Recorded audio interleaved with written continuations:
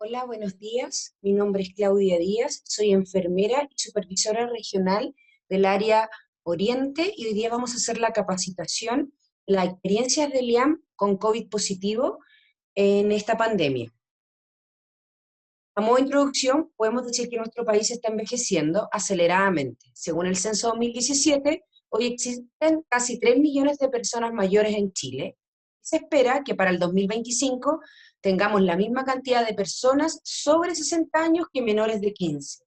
Esta realidad nos lleva necesariamente a cambiar la mirada respecto a cómo estamos abordando este tema como país. Nos impone una serie de desafíos que debemos asumir como sociedad. Para comenzar, vamos a definir lo que es un ELIAM.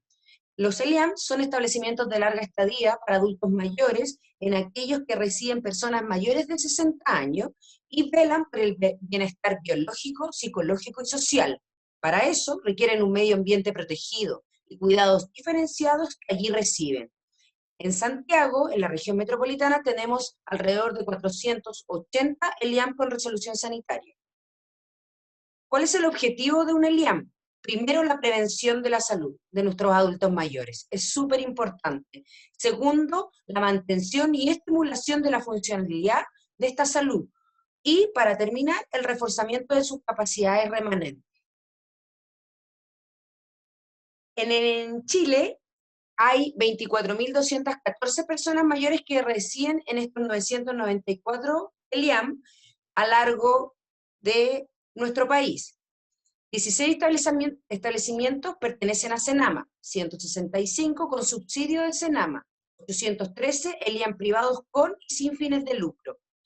Por disposición de las autoridades, todos estos establecimientos están en cuarentena obligatoria, con restricción de visita y con una barrera sanitaria en su acceso. Todo medidas adoptadas por el coronavirus y en este momento de pandemia, que hasta el día de hoy se mantienen. Dicho esto, vamos a pasar a contextualizar el tema del SARS-CoV-2 o la pandemia del coronavirus. A fines del año pasado, en diciembre, se reporta a la OMS los primeros casos de un virus llamado SARS-CoV-2, más conocido como coronavirus, proveniente de un mercado de la ciudad de Wuhan, China, el cual, a fines de enero del 2020, el director general de la OMS determinó que el brote de SARS-CoV-2 constituía una emergencia de salud pública de importancia internacional, más conocidas como las ESPI. Esta es la sexta vez que la OMS declara una ESPI. Por ejemplo, en el 2009 se declaró la H1N1, en el 2014 la poliomielitis, en el 2016 infección por el virus Zika, que afectó gravemente a Latinoamérica, 2014 y 2019 brote del virus ébola, y en 2020 el SARS-CoV-2, o más conocido como coronavirus. ¿De dónde llega este virus? Afectó a todo el mundo. El primer caso confirmado en Chile fue el 3 de marzo del 2020. A partir de este primer caso comprobado, el brote se expandió en el territorio nacional. La pandemia de enfermedad por coronavirus del 2020 en Chile está en curso. Seguimos aún trabajando para ella.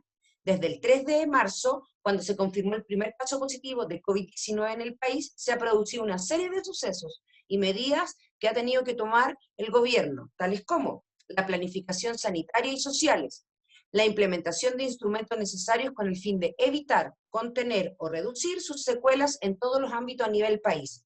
Y esto a lo largo de todo el ciclo vital, especialmente y basado en los adultos mayores. Esta imagen muestra, ¿cierto?, una de las medidas que más hemos podido percibir en esta pandemia, que es el distanciamiento social. ¿Qué problema generó esta pandemia en los ELIAM, o en los establecimientos de larga estadía? Los tres grandes problemas que pudimos evidenciar como supervisoras en terreno de Senama, el primero fue la infraestructura. Habían ELIAM en los cuales la infraestructura no nos acompañaba, principalmente porque si eran infraestructuras muy grandes, era muy difícil la sectorización, ¿cierto? Y definir los flujos para que no hubiera un contacto cruzado. Y por el contrario, si la infraestructura era muy pequeña, tampoco permitía mantener estos aislamientos de corte que son muy necesarios al momento de tomar medidas en esta pandemia, o también realizar estas sectorizaciones donde teníamos que definir flujos con el mismo objetivo de no interferir, ¿cierto?, entre uno y otro. Lo otro gran problema fue el personal o los funcionarios. ¿Por qué? Porque nos pudimos dar cuenta que en los ELIAM había un bajo nivel sanitario, de conocimiento sanitario dentro de los hogares. Habían personas que en muchos de los ELIAM solo son cuidadores y hay una TENS, hay algunos que tienen equipos completos, multidisciplinarios, pero así todos no estaban preparados para enfrentar una pandemia. O en el caso de los hogares grandes, como las fundaciones, habían equipos multidisciplinarios de los cuales, así todo, al tener enfermero, kinesiólogo, terapeuta ocupacional, no daban abasto para la cantidad de residentes, ¿cierto?, que afectó el COVID.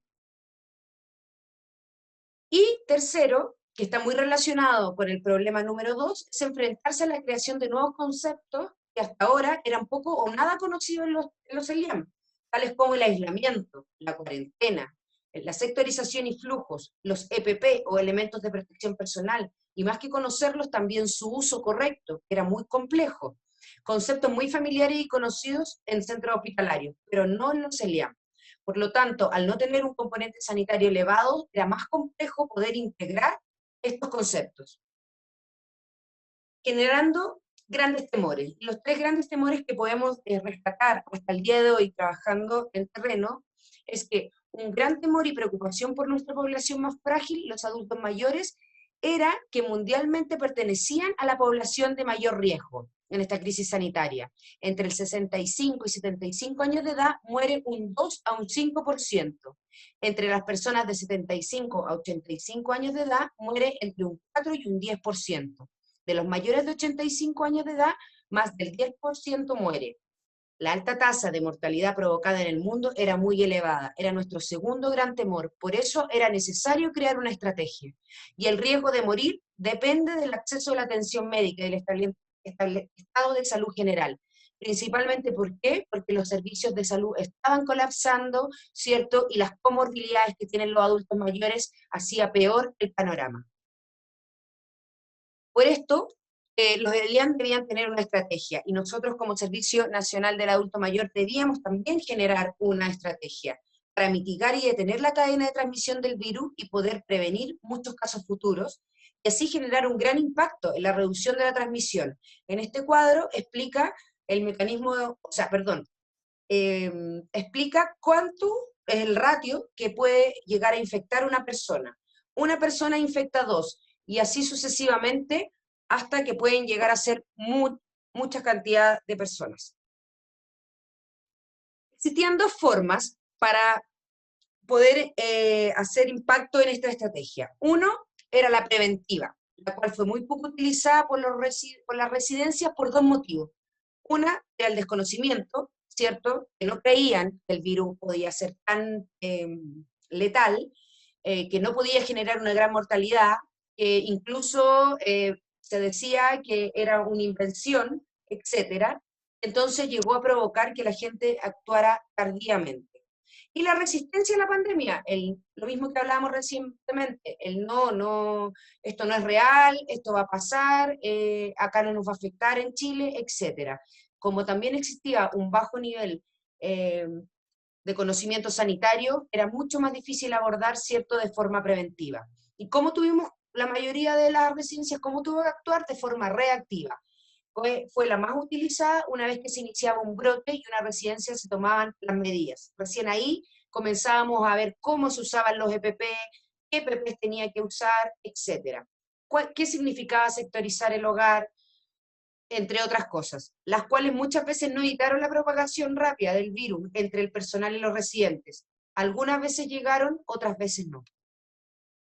Estos son datos importantes a considerar de epidemiología, ¿cierto? Donde el número de fallecidos por COVID según el tramo de edad, según el DEIS, estaba entre los 70 y los 80 años. Tipo de presencia de comorbilidad en los casos COVID confirmados no hospitalizados, o sea, que estaban dentro de los ELIAM, los casos más importantes eran los que tenían hipertensión arterial, diabetes, obesidad y asma. Esos 4 antecedentes mórbidos eran los que lideraban, ¿cierto?, esta cadena. y en los confirmados en hospitales exactamente los mismos: hipertensión arterial, diabetes, obesidad y asma. Incluía, cierto, un poco más que en los que no estaban, las enfermedades renales crónicas. Los ELIAM con rebrote sí existen y se espera que con el desconfinamiento de la cuarentena pueda existir un aumento de este. Es un tema que se ha manejado de la mejor forma, ya que existe una estrategia que permite gestionar más eficiente y eficazmente los recursos para lograr dar respuesta a los tres grandes problemas antes mencionados, tales como el personal, la infraestructura y los conceptos desconocidos. Ya manejamos una estrategia, ya manejamos una forma, por lo tanto, tenemos un mejor manejo si llegara a existir un rebrote. Y a modo de conclusión, podemos decir que la crisis del coronavirus ha revelado carencias fatales en el modelo de las residencias mayores. Esto lo dijo un geriatra de la Sociedad Española de Geriatría, don José Augusto García Navarro, frente al impacto que tuvo el coronavirus en las residencias en Europa. Se puede realizar una adecuada asistencia si se refuerzan los equipos de atención primaria, los de geriatría, hospitalario, si además se establecen normas claras de derivación. Es lo que hemos trabajado en conjuntamente en esta pandemia, al menos en Chile. Precisamente uno de los desafíos tiene que ver con promover la calidad de los servicios de atención y los cuidados especializados, ya que si bien la expectativa de vida ha aumentado, es necesario que avancemos en la implementación de acciones que permitan que los años de vida que hemos ganado se puedan revivir con calidad y dignidad, que es lo más importante. Muchas gracias por su atención y ahora les explicarán lo que es la estrategia COVID-19 que implementó CENAMA. Gracias por su atención.